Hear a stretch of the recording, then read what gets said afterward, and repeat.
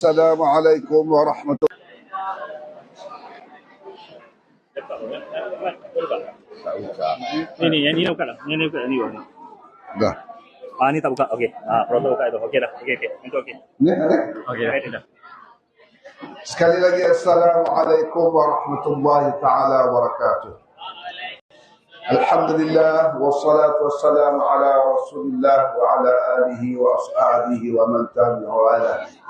Rabbi shrah li sadri wa yassir li amri wahlul 'uqdatam min lisani yafqahu qawli. Amma ba'd. Tuan Pengurusi, para imam, para milal, para IPK, timbalan pengurusi Masjid Rincing Hudu, Tuan Haji Hambali, tuan-tuan, puan-puan hadirin hadirat yang rahmat Allah sekalian. Alhamdulillah kita dapat mengadakan program ini sempena Nuzulul Quran. Sebagai tanda kita membesarkan Quran, kita mengagungkan Quran, kita mengutamakan Quran dalam hidup kita. Alhamdulillah kita telah melalui 17 dan hari ini hari yang ke-18 Ramadan. Dan sedikit sebanyak telah kita rasa pengalaman itu pada tahun ini, dan sebenarnya kita dapat melakukannya dan kita telah mengetahui akan potensi diri kita masing-masing. Rupanya kita ni boleh pun berpuasa setiap hari.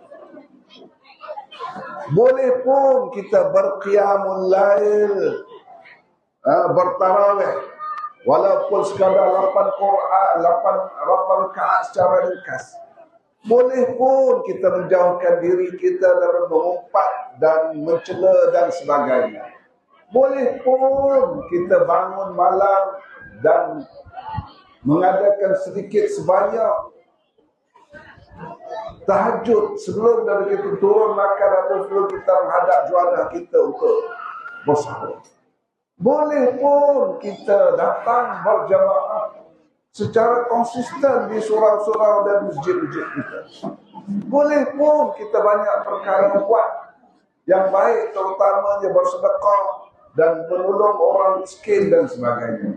Semuanya itu merupakan pengalaman yang sepatutnya kita tidak bimbang dan gerut lagi. Tidak lagi kita berasa susah dan remeh untuk membuatkan sesuatu yang baik di luar bulan puasa nanti. Tuan-tuan dan puan-puan rahmat Allah sekalian, sempena dengan nuzul Quran ini, sedikit sebanyak kita cerita pasal Quran, ya. Yang dapat saya bawa berkongsi pengalaman hari ini ialah di mana siapa sahaja yang menjunjung Quran, Allah Ta'ala muliakan mereka. Siapa sahaja yang Allah Ta'ala beri rezeki untuk mentadabbur Quran, untuk mendekatkan diri kepada Allah Ta'ala melalui Quran, Allah Ta'ala memberikan dia kemudahan, memberikan dia kemuliaan, memberikan dia sanjungan. Sebagaimana telah disanjung oleh masyarakat dunia satu ketika dulu apabila umat Islam berpegang teguh dengan Al-Quran.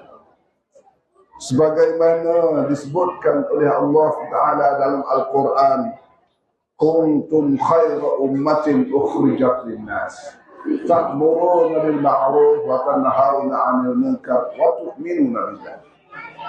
Sesungguhnya kamu adalah sebaik-baik umat yang telah dikeluarkan kepada manusia, kepada dunia, kepada penduduk dunia ini, dengan sebab berpegangnya kamu kepada Allah, berpegangnya kamu pada amar ma'ruf nahi munkar, iaitulah anjuran-anjuran yang baik murni oleh Al-Quran. Allah Ta'ala mengatakan, menyebutkan bahawa Al-Quran itu penuh dengan sifat wa rahmat. wa nunazzilu minal Qur'ani ma huwa shifaa'un wa rahmatun lil mu'minin. Kami turunkan Al-Quran itu sebagai syifa, sebagai mengubah ataupun sebagai perkara yang boleh menyembuhkan, boleh memperbaiki, penawar bagi umat ini dan rahmat bagi orang mukmin. Itulah sifat Al-Quran. Tuan-tuan dan Allah sekalian,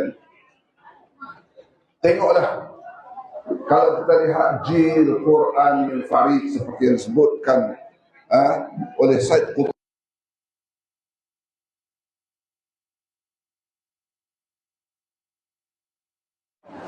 Said Qutb menyebutkan di zaman Rasulullah, sahabat-sahabat ini digelarkan sebagai jil Quran Farid ataupun generasi Quran yang unik, karena satu generasi tak pernah timbul dalam kehidupan manusia ini, satu generasi yang semuanya mereka ini terdiri dari orang yang baik-baik, orang yang berbakti, orang yang penuh ikhlas dalam memperjuangkan apa yang percaya mereka. Baiklah, tak pernah dalam sejarah hidup manusia ini timbul begitu ramai manusia, begitu satu kelompok manusia yang sebenar-benarnya ikhlas, sebenar-benarnya bersungguh-sungguh, sebenar-benarnya berjuang mempertahankan Islam. Itulah generasi para sahabat.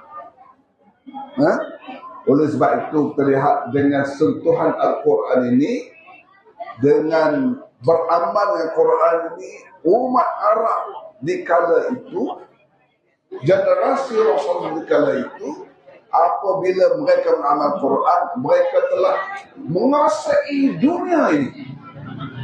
Dalam masa 10 tahun saja mereka telah menguasai Rom dan Farsi.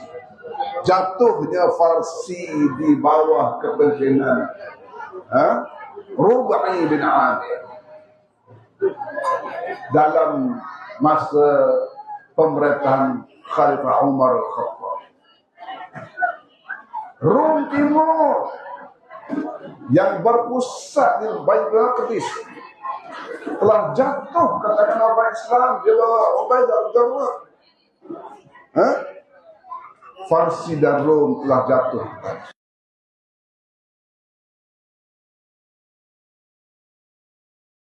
Amr bin As dan Uqbah bin Nafi' sehinggalah pada Morocco. 3 suku dunia dalam masa 10 tahun atau lebih sikit, manusia telah menguasai ataupun umat Islam telah menguasai dunia. Masa Sayyidina Utsman,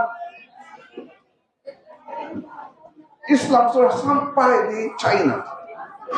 Begitulah hebatnya bila manusia ini berpegang kepada Al-Quran. Dan umat Islam di kala itu amat terbela. Di umat Islam di kala itu amat terbela, disanjung. Tidak ada siapa boleh mengusir umat Islam ini dengan usikan yang menghina dan menjatuhkan orang. Tersebut dalam satu kisah yang masyhur yang berlaku di zaman Khalifah Al-Mu'tasim Billah. Di zaman Al-Mu'tasim Billah, iaitu anak kepada Harun Amin Rashid yang hidup di sekitar tahun 823, yang wafat pada tahun 224 Hijrah. Seorang muslimah diusik, diganggu akan kehormatannya sehingga nak terlucut jilbabnya, terlucut abayanya, dipijak oleh orang musyrik, oleh orang kafir. Lalu dia menyeru di tengah pasar yang dia sedang dihina. Ya Mu'tasimah, ya Mu'tasimah, wahai Khalifah Mu'tasim, di mana kamu? Aku sekarang sedang disiksa, aku sekarang sedang diancam. Lalu Al-Mu'tasim menulis surat kepada Imperator Rom, kepada Emperor Rom Timur. Dengan majuk min Amirul Mukminin ila kalbi Rom, daripada Amir Mukminin pada kalbi Rom, kepada anjing Rom.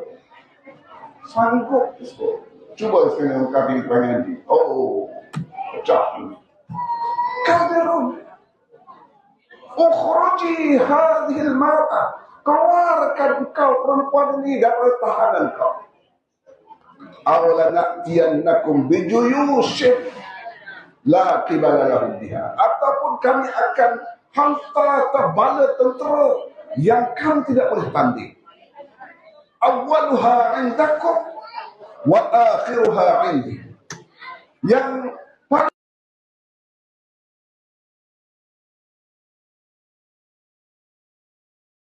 Islam di bawah sistem khalifah. Cuba tengok hari ini kita Gaza. Kita renung kembali apa dia Gaza telah berlaku di Gaza. Sehingga keluarlah kata-kata sinis dalam banyak medsos menyebutkan sejarah telah tertulis di mana Mesir mempunyai sungai Nil yang panjang, yang jernih airnya, tapi setitik pun tidak dapat dirasai oleh orang Gaza dan Palestin. Betapa banyaknya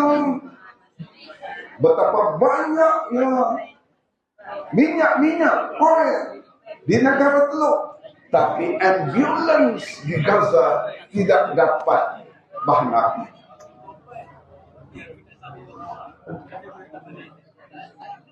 Ada 4 juta askar mengelilingi Israel dan 20 bilion peruntukannya setiap tahun, tapi satu peluru pun tidak mampu untuk dihalalkan oleh Israel.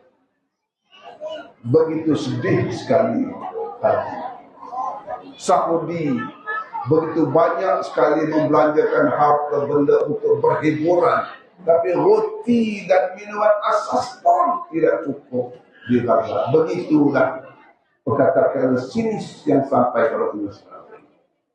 Kalau kita jauh dari Quran, kalau kita tidak peduli dengan Quran, maka Allah Ta'ala akan menghinakan kita. Sebagaimana Allah Ta'ala sebut, وَمَنْ أَعْرُضَ عَنْ ذِكْرِي فَإِنَّ لَهُ مَعِيشَةً ضَنْكًا وَنَحْشُرُهُ يَوْمَ الْقِيَامَةِ عَرْضًا. Siapa yang menjauhi Al-Quran, maka kehidupannya akan dalam keadaan kelam kabut, dalam keadaan yang terhina, dalam keadaan tersisih, dalam keadaan tertindas di berata-rata tempat seperti kita lihat dalam dunia ini.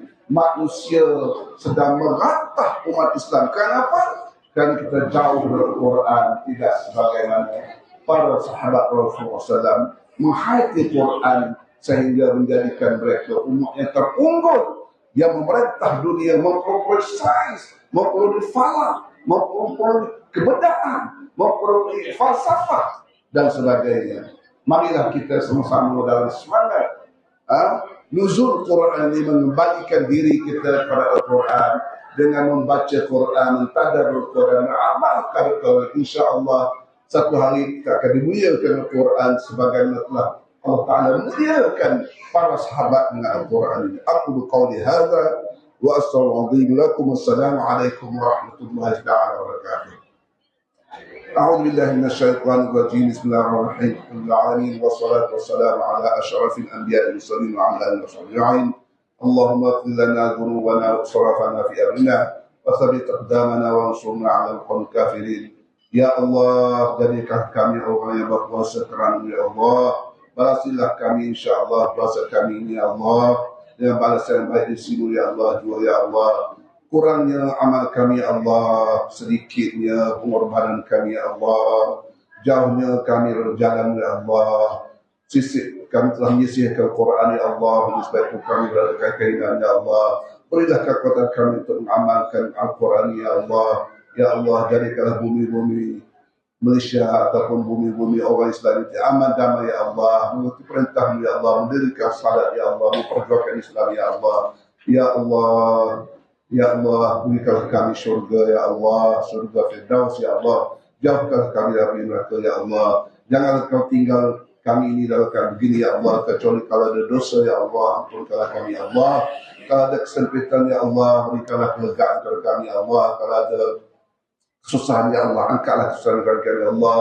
Kalau ada segala hutang piutang, Ya Allah, Ya Allah, Engkau berilah kuasa kami untuk melaksanakannya, Ya Allah. Ya Allah, kalau Kau matikan kami, Ya Allah, matikanlah kami kalau beriman, Ya Allah. Kalau Kau hidup kami, Ya Allah, maka kami hidup dalam keadaan aman damai, Ya Allah. Beribadat menuju, Ya Allah. Aku qawli hadza wa sallallahu ala Muhammadin nabiyil ummi wa ala alihi wa sahbihi ajma'in.